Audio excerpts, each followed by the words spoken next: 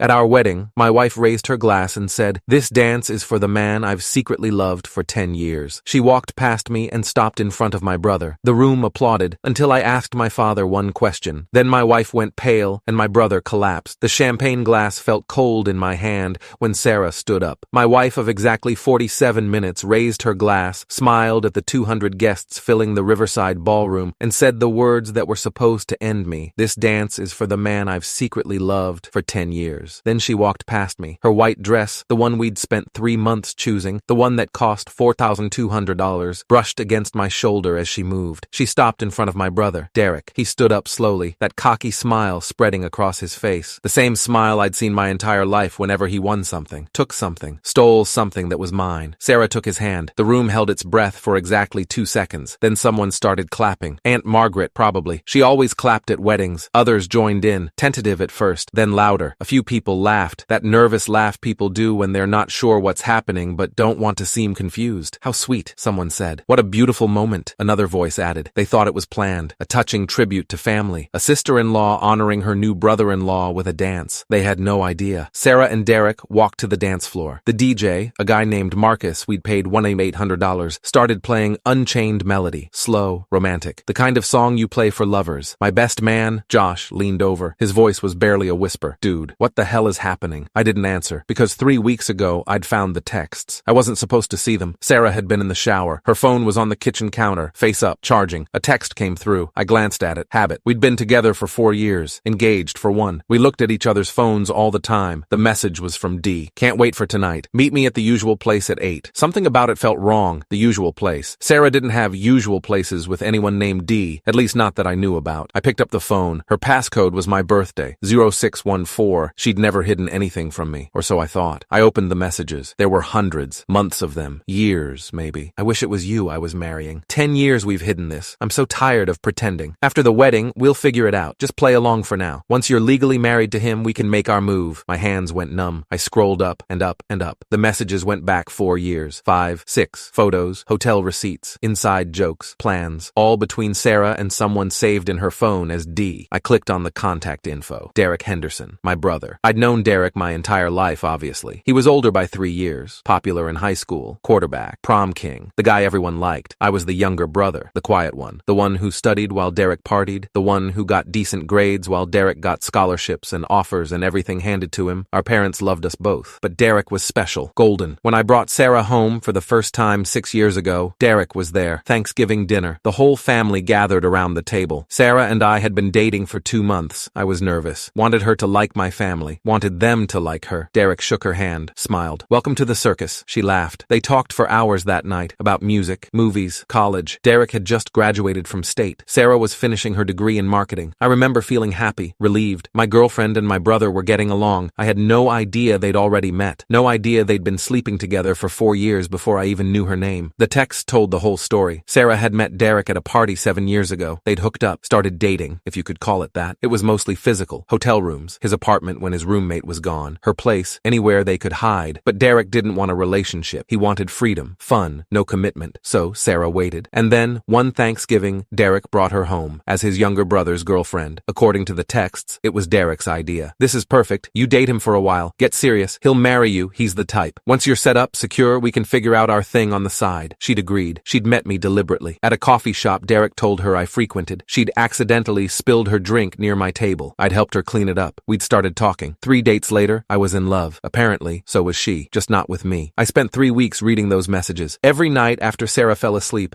I'd take her phone and scroll through years of lies. The night I proposed, she'd texted Derek. He asked. I said yes, 1 step closer. The day we booked the venue. He's so excited about the wedding. It's kind of sad. 2 weeks ago, when we finalized the guest list. "After this, we're free. I'll figure out the divorce in a year or 2. He won't see it coming." And then, 5 days ago, "I want to do something at the wedding. Something that shows everyone who I really belong to. I'm thinking a dance. With you. In front of everyone. Let them see." Derek had responded. "You sure? That's bold. I'm tired of hiding. Let's make a statement. What about your husband? What about him? He'll be too shocked to do anything. And honestly, I don't care anymore. I want you. Publicly." I didn't confront her. Didn't scream. Didn't cry. Didn't call off the wedding. Instead, I planned. First, I hired a private investigator. Rebecca Torres. Licensed PI with 12 years of experience. I found her through a law firm I'd used for work contracts. "I need documentation," I told her. "Everything. Photos. Timelines. Proof. What kind of of case? She asked. Infidelity. Long term. My fiancé and my brother. She didn't even blink. How long do I have? 2 weeks. I'll need access to phones, emails, social media. I have her phone passcode. I can get you screenshots. I need you to dig deeper. Find things I can't. She did. Rebecca found hotel reservations going back 6 years. Credit card statements showing Derek paying for rooms, dinners, trips. Witness statements from a hotel clerk who recognized them as regulars. She found more texts, emails, photos Derek had stored on a cloud drive. Photos of them together, in bed, on vacation, kissing. All time-stamped, all dated. Some from before Sarah and I even started dating. Some from last month. Rebecca compiled everything into a file. 300 pages. Exhibits A through Z. Witness statements. Financial records. Phone logs. This is airtight, she said when she handed it over. You could sue for fraud, emotional distress. Your brother could be charged with— I don't want charges, I said. Not yet. I want exposure. Exposure? I want everyone to know. Family, friends, everyone who thinks they know what's happening at my wedding. She looked at me for a long moment. You're going to let the wedding happen? I'm going to let them think they're winning. Then I'm going to show them exactly what they've done. The second call I made was to a lawyer, James Chen, family law attorney, 23 years practicing in Illinois. I need to know how to void a marriage, I said. Before or after the ceremony? After, but immediately after. Don't file the license, he said simply. In Illinois, the ceremony doesn't make the marriage legal. Filing the license does. If you never file it, the marriage doesn't exist. And she wouldn't know? Not unless she checks with the county clerk. Most people assume the officiant files it automatically. If you take the license and don't file it, you're just two people who had a party. Perfect. Can I ask why? My fiancé is planning to humiliate me at our wedding. I want to make sure she can't legally claim anything afterward. He was quiet for a moment. Smart, he said finally. Brutal, but smart. The third call was harder. I called Derek's wife. Her name was Melissa Chen. They'd gotten married 2 years ago in Las Vegas. Quick ceremony. No family invited. Derek had told everyone he was at a conference. I found the marriage certificate through public records. Found Melissa through Facebook. She worked as a dental hygienist in Henderson, Nevada. Had no idea Derek had a whole other life in Chicago. Hello? Is this Melissa Chen? Yes. Who's this? My name is Tom Henderson. I'm Derek Henderson's brother. Silence. Derek has a brother? My stomach dropped. He never mentioned me? He said his family was dead. Car accident when he was in college. I closed my eyes. Our parents are alive and well in Naperville. We're having Sunday dinner with them next week. I don't understand. Melissa, I need to tell you something about your husband. I told her everything. The affair, Sarah, the texts, the wedding. She cried, then got angry, then went silent. You're inviting me to your wedding? She asked finally. Yes. Why? Because Derek and Sarah think they're going to make a statement. Announce their relationship in front of everyone. I want you there when it happens. You're going to expose them. Yes. Good, she said. Her voice was cold, hard. Send me the details. I'll be there. I also made a fourth call to my father. Dad, can you tell me about that business loan you gave Derek 3 years ago? The $50,000? What about it? Did he ever pay you back? No. He said the business failed. Lost everything in the first year. I told him not to worry about it. Dad, I need to know, did you ever see any paperwork? Business license? LLC registration? Anything? No. Derek said he'd handle all that. Why? I think Derek lied to you. Silence. What do you mean? I think there was no business. I think he took your money and spent it on something else. Tom, that's a serious accusation. I know. I'm working on proof. I'll show you at the wedding. The wedding? Why would you? Just trust me, please, he agreed, reluctantly. I spent $800 hiring a forensic accountant to trace Derek's finances. Turns out,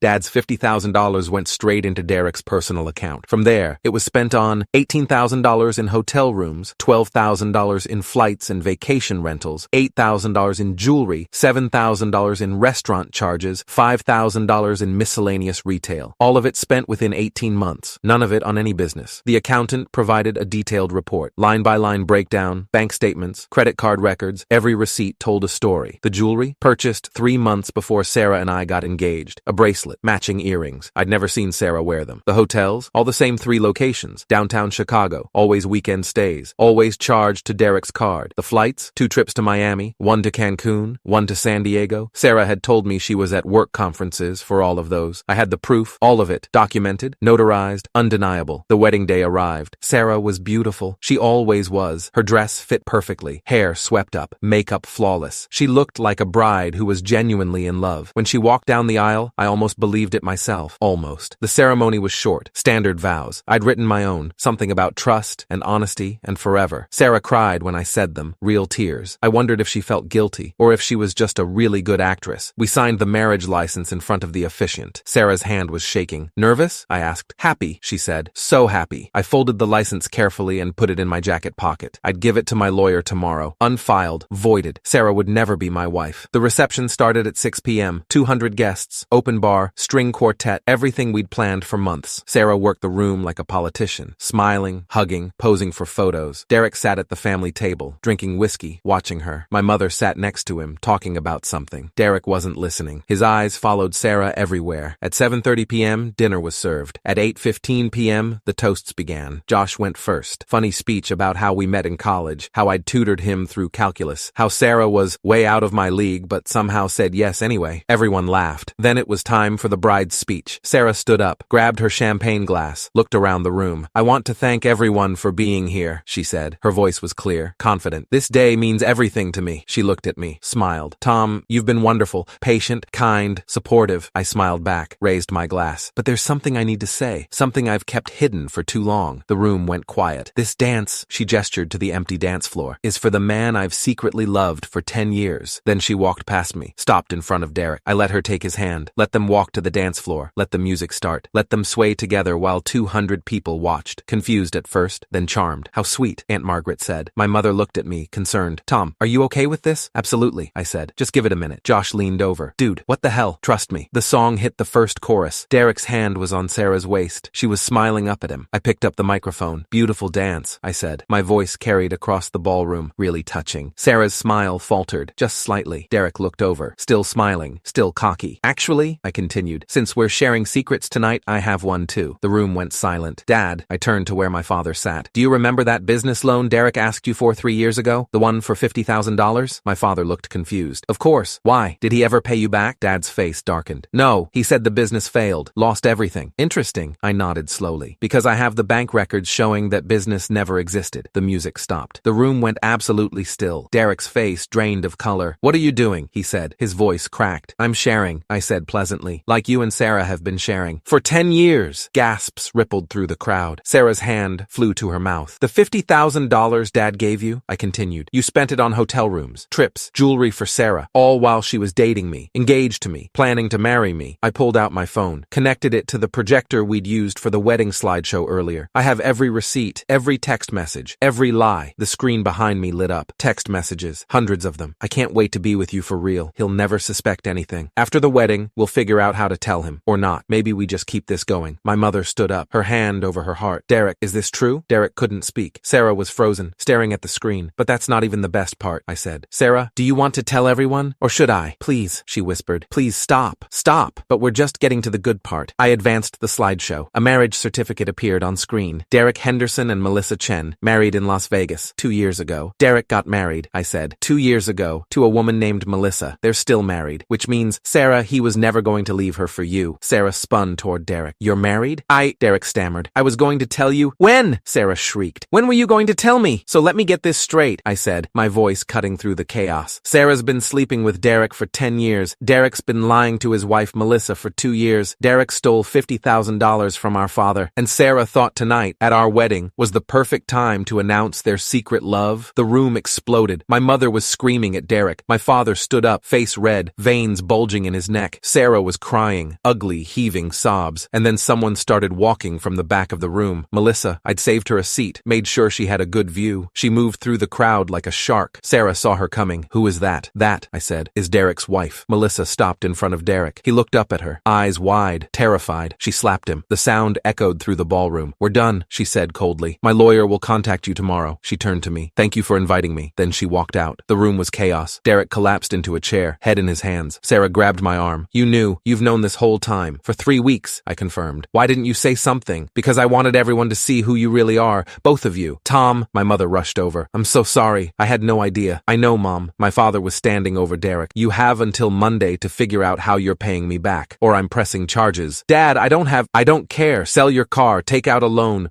rob a bank for all I care. You're paying me back. Every cent." I turned to Sarah. "By the way, the marriage license? I never filed it." Her face went white. "What? This wedding isn't legal. You're not my wife. You're just a woman who humiliated herself in front of 200 people for a man who was using you. You can't." "I already did." Josh appeared at my shoulder. "Dude, that was the most savage thing I've ever seen. Thanks. What now?" "Now." I looked around the ballroom, at the ruined wedding, at Sarah crying, at Derek destroyed, at my parents comforting each other. "Now I leave." I walked out at 9:47 p.m. My car was waiting, a hired driver I'd arranged the week before, a precaution. I'd known I wouldn't want to drive after this. Josh followed me out. "Where are you going?" "Airport. I booked a flight to Iceland, leaving at midnight." "Iceland?" "It was supposed to be our honeymoon. Sarah and I were going together. I called the resort, changed it to a single occupancy, refunded her ticket. You're going alone? Yeah, that's cold, man. Maybe. But I'm not staying here. He hugged me. You did the right thing. Did I? Hell yes. They deserved it. Maybe they did. I got in the car. As we pulled away, I looked back at the Riverside ballroom. People were filing out, talking, phones out, recording, posting. By tomorrow, this would be everywhere. The wedding where the bride confessed her love for the groom's brother, and the groom destroyed them both. I spent 10 days in Iceland, hiking, taking photos, thinking. My phone exploded with messages. I ignored most of them. Sarah called 47 times. I blocked her after the first day. Derek called 6 times. I blocked him too. My mother called once. I answered. Tom, are you okay? I'm fine, Mom. I'm so sorry. We had no idea. I know. Derek's moving out. Your father won't even look at him. Good. Sarah's been calling the house, crying, saying she made a mistake. She did. Multiple mistakes. For 10 years. Do you think you'll ever forgive them? I thought about it. No, I said. I don't. I came back 2 weeks later, changed my locks, moved Sarah's stuff to storage, sent her the invoice, filed for an annulment, even though we were never legally married. James Chen said it was a formality, just to make absolutely sure. The story went viral. Someone at the wedding had recorded it, posted it online. Within 48 hours, it had 17 million views. Groom exposes bride's affair at wedding. The comments were brutal. She deserved everything she got. The brother is trash. This man is a legend. Derek lost his job. His boss saw the video, decided Derek's moral character wasn't aligned with company values. Melissa divorced him, took half of everything. My father sued him, civil court, fraud, won a judgment for $50,000 plus interest and legal fees. Derek had to sell his car, his condo, moved into a studio apartment on the south side. Sarah lost friends. Her social media was flooded with hate. She deleted everything. Last I heard, she moved to Seattle, started over somewhere nobody knew her. I stayed in Chicago, kept my job, kept my apartment, kept my life, just without the people who'd tried to destroy it. 6 months later, my mother called again. Derek wants to talk to you. No. Tom, he's your brother. He was my brother. Not anymore. He's sorry. He says he made a mistake. He made a choice, Mom. For 10 years. That's not a mistake. She was quiet for a long time. I understand, she said finally. I just thought you should know. Thanks. But no. I hung up. Josh took me out for a drink that night. You doing okay? He asked. Yeah. Really? Really? You seem, I don't know, different. Different how? Harder. Colder. I thought about it. Maybe I am. Is that a good thing? I don't know. But it's honest. He raised his glass. To honesty. To honesty. We drank. A year later, I got an invitation in the mail. Derek and some woman I'd never heard of. Getting married. I threw it in the trash. My mother called. Did you get? I did. Are you going? No. Tom. Mom. I love you. But I'm never going to forgive him. I'm never going to be his brother again. And I'm never going to stand in a room and watch him pretend he's a good person. She sighed. I understand. Your father and I will represent the family. Good. After I hung up, I sat in my apartment. Thought about Sarah. About Derek. About that dance at my wedding. About the moment everything exploded. People asked me sometimes if I regretted it. If I wished I'd handled it differently. The answer was always no. Because they'd planned it. Executed it. Thought they'd won. Sarah had walked past me to take my brother's hand in front of everyone I knew. She'd wanted to humiliate me. Instead, I'd asked my father one question. And everything they'd built, every lie, every secret, every plan, collapsed. She went pale. He collapsed. And I walked away. Free. 2 years after the wedding, I met someone new. Her name was Rachel. She was a graphic designer. Funny, kind, honest. We'd been dating for 3 months when she asked, "Do you have any siblings?" I had a brother, I said. Not anymore. What happened? I told her. All of it. She was quiet for a long time. That's brutal, she said finally. Yeah. Do you regret it? No. Not even a little. Not even a little. She kissed me. Good. They deserved it. 5 years later, Rachel and I got married. Small ceremony, 50 people. Just close friends and family. My parents came. Derek wasn't invited. It was perfect. Quiet. Intimate. Real. During the reception, Rachel stood up to make a toast. I want to thank everyone for being here, she said. Especially Tom's parents, who've welcomed me into this family with open arms. She looked at me. Tom, you're the most honest person I've ever met. You don't lie. You don't hide. You don't pretend. She raised her glass. To honesty and to love that's real. Everyone raised their glasses. I looked around the room. No secrets. No lies. No hidden agendas. Just people who actually cared about each other. To honesty, I said. We drank. And for the first time in years, I felt whole.